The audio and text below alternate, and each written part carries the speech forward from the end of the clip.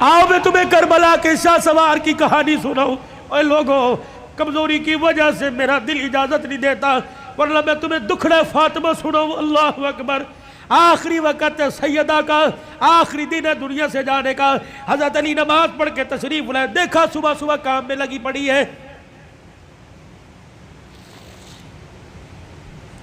سیدہ فاطمہ تو زہرا کا پکڑا. فاطمہ کیا کر رہی ہے؟ کہ علی مجھے آج ڈسٹرب نہ کر، مجھے آج روکنا، وقت بڑا تھوڑا، کام بڑا زیادہ ہے. تیرے کپڑے بھی دھو دوں، تیری روٹی بھی پکا دوں، رات کے برتن بھی دھو دوں، بچوں کا ناشتہ کروا دوں. ابھی تھوڑی دیر بعد روئیں گے، ان یتیموں کو ناشتہ کوئی نہیں پوچھے گا. حضرت علی کہنے لگے خدا خیر کرے. فاطمہ کیا بات ہے؟ کوئی صحیح بات کر.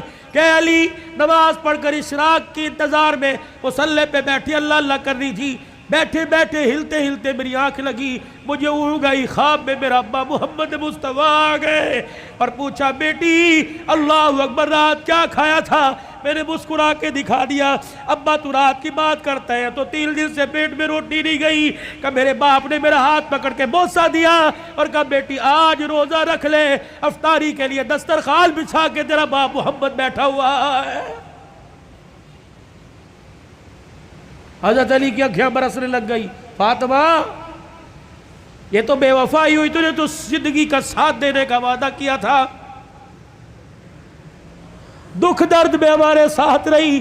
آج بچوں کی جوانی کا وقت آیا، آج پھل کھانے کا موقع ہے. فاطمہ چھوڑ کے جا رہی ہے. ہسپتال میں امی پڑی ہے، ہسپتال میں ابو پڑے، پوچھ رہے امی چابی الماری کی کہاں رکھی ہے؟ ابو جان کا شناختی کارڈ کہاں رکھا ہے؟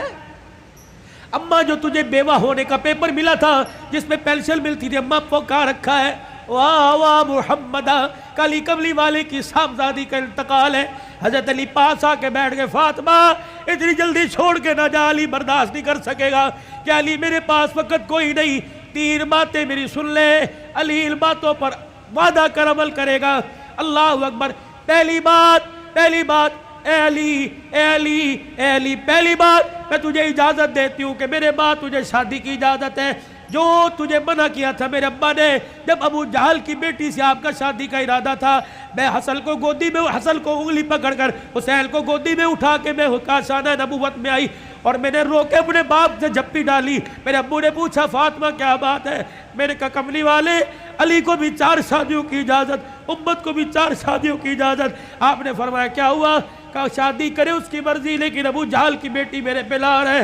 حضور نے اصل کی انگلی چھوڑ دی، فاطمہ کو گلے سے پیچھے کر دیا، ممبر پہ چلے گئے. فرمایا انصار مدینہ اور مہاجر مکہ سارے کے سارے آ جاؤ. ممبر پہ کھڑوں کے لال فرمایا علی کہاں ہے؟ جی یا رسول اللہ. کہ میرے سامنے آ کے کھڑا ہو جا. حضرت علی سامنے آئے. کہ علی 4 شادیوں کا حکم امت کے لیے پر تیرے لیے کوئی نہیں. اے علی مجھے میری بیٹی بڑی پیاری ہے، سن لے مجھے پتہ لگا تو ابو جہل کی بیٹی سے نکاح کر رہا ہے. اے علی میرا پیغام سن، جب تک میری بیٹی تیرے گھر میں ہے میں محمد تجھے دوسری عورت لانے کی اجازت نہیں دیتا. اے علی میں آج اجازت دے رہا ہوں، میرے بعد شادی کر لینا. بچوں والوں سنو، حضرت علی سے سیدہ فاطمہ کہنے لگی علی میرا دوسرا پیغام ہے.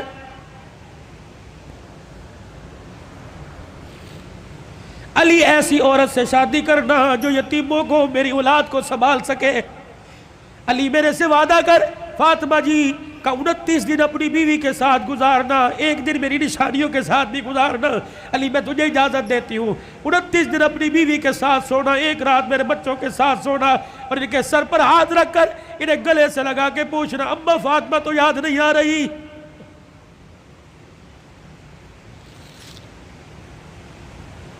روایات میں لکھا حضرت علی کی ہچکی بندی ہوئی، حضرت علی رو رہے. تیسری فرمائش، اتنے میں شہزادے حسین آ گئے اور آ کے بابا کا دامن پکڑ کے کہنے لگے ابا کیا بات ہے، اماں کیوں رو رہی ہیں، آپ کیوں رو رہے؟ سیدہ نے اپنی کمزور سی آواز میں فرمایا جاؤ جاؤ میرے بچوں، نانے کے روزے پر میرا بھی سلام کہہ کے آؤ اور اپنا بھی سلام کہہ کے آؤ. اللہ اکبر. اماں سمجھی کہ تھوڑی دیر لگے گی، نانے سے بات کر کے آئیں گے. یہ پھدکتے اچھلتے دوڑتے ہانپتے کانپتے آئے اور اماں کے سینے پہ سر رکھ کے رونے لگ گئے اور کہنے لگے ابا کہاں جا رہی ہے؟ اماں کہاں جا رہی ہے؟ حضرت علی کہنے لگے بیٹے کیا ہوا؟ کہ نانے کے روزے پہ سلام کر کے بیٹھے تھے، نانے کے روزے سے آواز آئی جلدی کرو ماں کے پاس چلے جاؤ، قبر تو تمہیں بعد میں بھی نظر آئے گی، ماں چھپنے والی ہے، چہرہ قیامت تک نظر نہیں آئے گا۔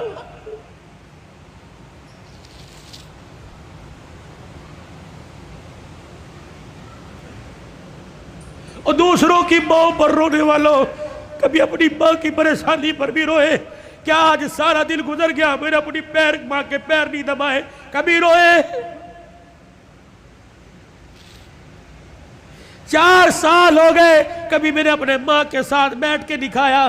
جو اللہ تھلاللہ میرے ساتھ ہوٹلی کرتا ہے، کاش وہ پکاتا اپنی ماں کے پاس لے کے جاتا، اس کی پسند کا پھل، اس کی پسند کا کھانا لے کے جاتا، پھر تیری ماں ہاتھ اٹھاتی، عرش سے تیرے لیے رحمتوں کا دروازہ کھل جاتا۔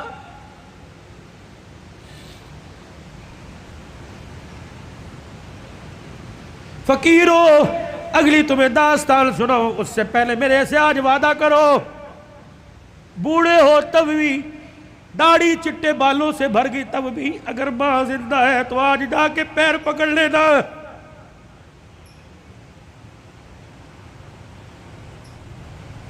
مولی متی صاحب کہیں گے میری تو قبر میں چلی گئی، میں کس کے جا کے پیر پکڑوں؟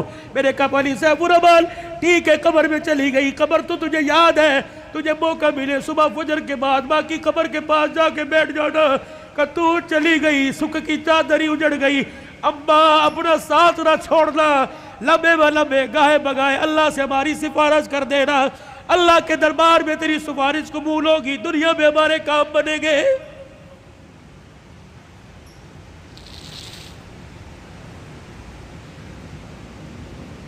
سیدہ فاطمہ الزہرا نے اپنے کرتے کا یوں کر کے دامن پکڑا اور کہنے لگی علی ذرا اپنا ہاتھ دینا۔ حضرت علی نے ہاتھ دیا اور اپنے کرتے کا دوسرا کونا پکڑا دیا۔ پھر سیدہ فاطمہ نے حضرت علی کے ہاتھ میں ہاتھ دیا، کہا علی ساری زندگی میں نے تیرے سے کچھ مانگا کہ نہیں مانگا؟ علی وہ وقت یاد ہے نا جب میں نے اللہ اکبر کہا اور تو وضو کر کے مسجد میں جا رہا تھا، میں دھڑام سے مصلی پہ گر گئی، سہارا دے کے مجھے اٹھا کے پوچھا کیا بات ہے؟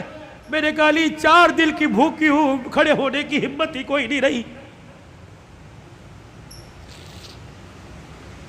علی وہ وقت یاد ہے نا جب میرا باپ رات کے اندھیرے میں دروازہ کے بجا رہا تھا، میں نے کہا کون؟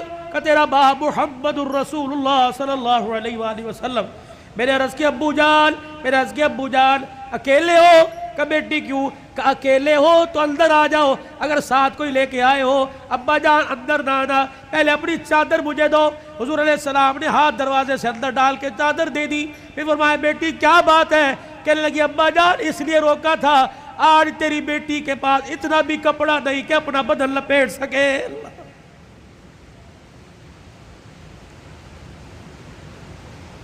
لائیو گفتگو چل رہی ہے اور موبائلوں پر گھر میں سنانے والوں غور کرو، تیرے میرے گھر میں کون سا دن ایسا گزرتا ہے کہ کپڑوں پہ جھگڑا نہیں ہوتا؟ سیل لگی ہوئی ہے، ابے پیسے دے، کہاں سے لے کے آئے؟ کس کا خون چوڑ کے لے کے آئے؟ کہاں چوری کر کے آئے؟ کہاں راب پائی کر کے آئے؟ جتنی اس کی تنخواہ تھی اتنی لے کے آئے، باقی کہاں سے لے کے آئے؟ تیری سیل کے لیے لاکھوں گھر تباہ ہو گئے۔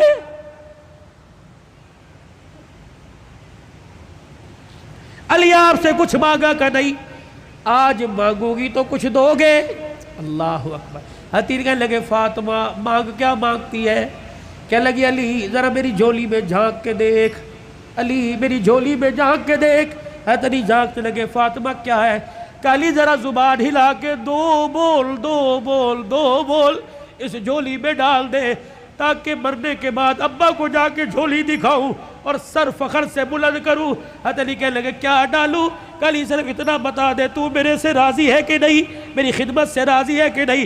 حضرت علی کی چیخ نکلی کہ فاطمہ ہاتھ جوڑتا ہوں، زندگی میں تُو نے نہ کپڑے کا نہ روٹی کا نہ مکان کا سوال کیا، اللہ کی عزت کی قسم تو فاطمہ ان کانوں نے سنا اس کی زبان سے جس کی زبان پہ ہمیشہ حق آیا، سچ آیا، قرآن آیا۔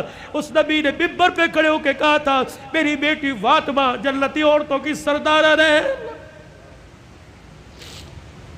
رہی میری بات، رہی فاطمہ میری بات، رب محمد کی قسم ہے تو میری رضا کی بات کرتی ہے، رہی میری بات اے فاطمہ حجرے میں علی تیرے سے راضی ہو گیا، روزے میں ابا تیرے سے راضی ہو گیا، اللہ کی قسم ضمانت دے رہا ہوں عرشوں پہ خدا تیرے سے راضی ہو گیا۔ یا ایتھا النفس المطمئنہ ارجعی الی ربک راضیۃ مرضیہ فادخلی فی عبادی وادخلی جنتی۔ اللہ کرے تیرے میرے جنازے پر آدنامہ نہ لکھا ہو بلکہ فرشتہ تیرے میرے ہونٹوں پہ لکھ کے چلا جائے، وادخلی فی عبادی وادخلی جنتی۔